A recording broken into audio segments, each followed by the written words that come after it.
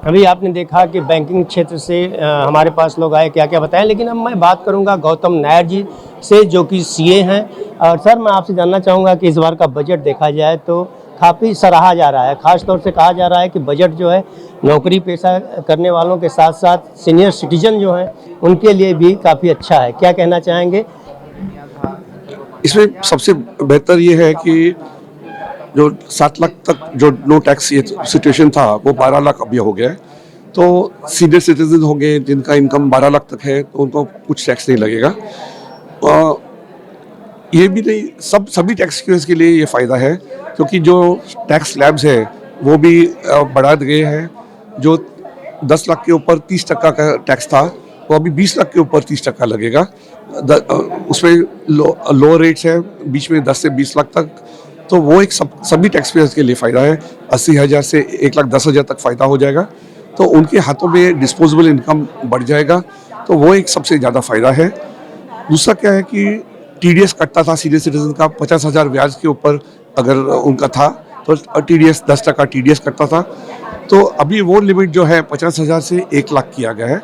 तो उनको क्या रिटर्न फाइल करके रिफंड क्लेम करना उतना कम चांसेस रहेगा।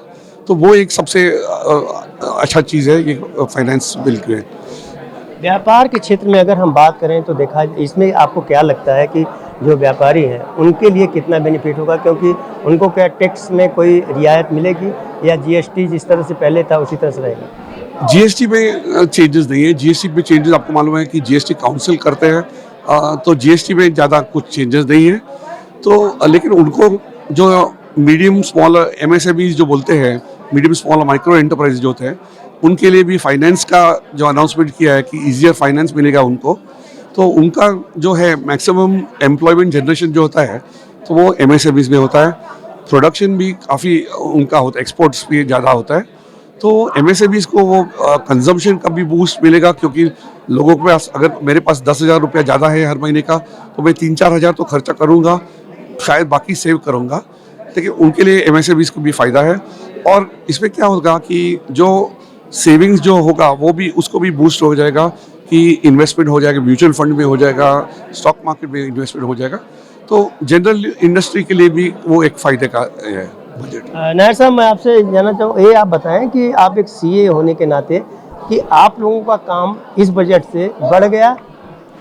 अगर सिंप्लीफिकेशन किया है, क्योंकि क्या है, फाइनेंस मिनिस्टर जो अनाउंस किया कि नया इनकम टैक्स बिल अगले हफ्ते में ये करेंगे और उसमें बोला है कि जो हम सिंपल करेंगे, कंडीशनैलिटी निकाल देंगे। तो ऐसे होगा तो अच्छा होगा कि पब्लिक अगर खुद का रिटर्न फाइल करेंगे तो काफ़ी अच्छा होगा। क्योंकि अभी क्या है कि लोग डरते हैं कि अगर कुछ गलती की तो ऑटोमेटिकली इतना बड़ा डिमांड आ जाता है, तो इसलिए चार्टर्ड अकाउंट के पास आते हैं। तो इंडिविजुअल्स की, अगर छोटा इंडिविजुअल है जिसको ज़्यादा ये नहीं, अभी 12 लाख के तक इनकम, उनको शायद रिटर्न फाइल करने का आसान हो जाएगा, उनको एग्जामिशन पूरा मिलेगा, इसलिए उसमें अभी प्रॉब्लम नहीं होगा। तो उनको सीए के पास शायद ज़रूर नहीं पड़ेगी। तो आपने देखा कि सीए गौतम नायर जी ने साफ किया है कि 12 लाख लोगों को जो देखा जाए टैक्स नहीं भरना है तो उनको सीए के पास नहीं जाना पड़ेगा। यह बात अलग है कि अगर आप सीए के पास जा कर के अपना टैक्स भरते हैं तो आपको आने वाले समय में लोन लेना आसान रहता है। उन सारी चीज़ों की बात एक अलग है, लेकिन अब देखने की बात होगी। ऑन टीवी न्यूज़ के लिए कैमरामैन बाला के साथ हरीश तिवारी।